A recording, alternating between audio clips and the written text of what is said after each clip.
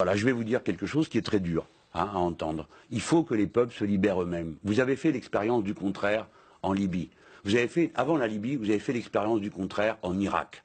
D'accord? On vous a expliqué la guerre juste, les armes de destruction massive et tous ces trucs bidons. Le résultat, c'est que c'est une guerre civile effroyable dans ce pays et que la démocratie n'a pas fait un mètre en avant. C'est l'inverse. C'est-à-dire que le pays s'est quasiment autodétruit.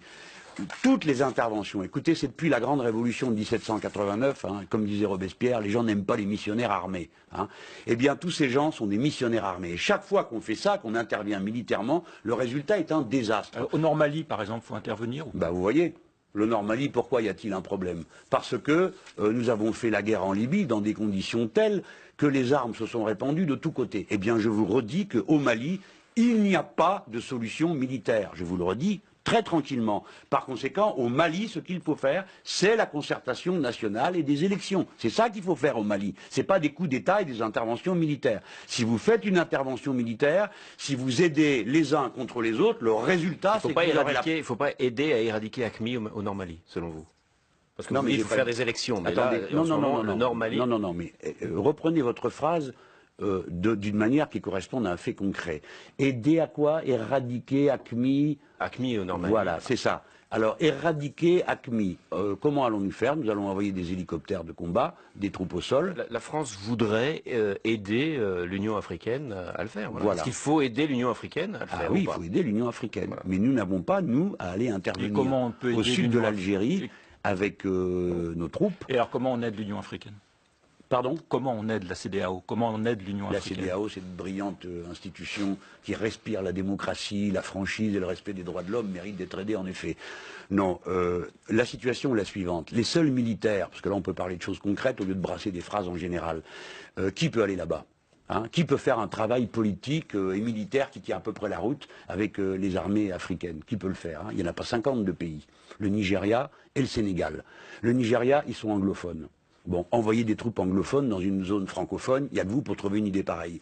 Deuxième élément, qui pourrait y aller? Le Sénégal. Le Sénégal ne peut pas y aller. Pourquoi? Parce qu'il y a des troupes. C'est la seule armée réellement professionnelle et aguerrie.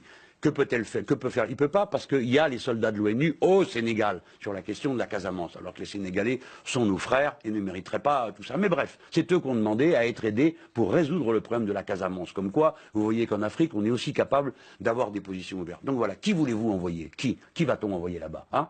Allons. Il faut être sérieux un peu. Si c'est pour organiser une mêlée au nord du Mali, qui contamine toute la région, qui distribue des armes de tous les côtés, et qu'à la fin, nous, Français, on se retrouve englués jusqu'aux essieux dans quelque chose qui, par définition, sera ingérable, ce serait une erreur totale.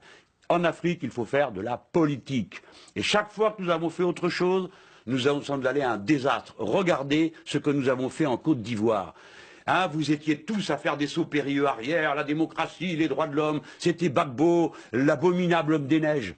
D'accord, il est là-bas maintenant, au tribunal international. Des centaines de gens sont en prison, qui ne sont ni jugés, qui ne donnent lieu à aucune espèce de travail judiciaire. Le fils de Gbagbo, qui a pour unique motif d'inculpation qu'il est le fils de Gbagbo. Cet homme n'a jamais eu aucune espèce d'activité politique, a été détenu pendant des mois et des mois dans une fosse, et personne ne l'a défendu parce qu'il s'appelait Gbagbo. Qu'avons-nous fait en Côte d'Ivoire? Qu'est-ce que nous avons rétabli? Qu'est-ce que nous avons fait de si beau que ça vaille la peine qu'on s'en vante aujourd'hui? Rien.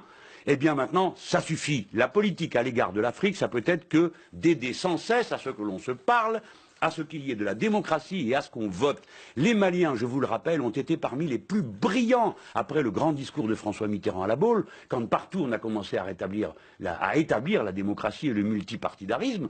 Eh bien, les Maliens ont été parmi les plus formidables, les plus exceptionnels. Donc il ne faut pas douter des Maliens. Ils ont une aptitude à la démocratie et à la bonne compréhension. Alors si demain, un gouvernement malien, avec ses propres armes, sa propre armée, sa propre légitimité fondée sur le vote des citoyens, prenez la décision d'aller faire la guerre à des troupes qui seraient arrivées d'un autre pays armées par d'autres pays, ce serait une autre situation. Mais là, il s'agit, alors qu'on a un pouvoir brinque-ballant, d'aller implanter tout d'un coup nos armées en aidant je ne sais quel condottière du coin, mercenaires de toutes sortes que l'on rassemblerait, rameuterait, pour aller faire quoi?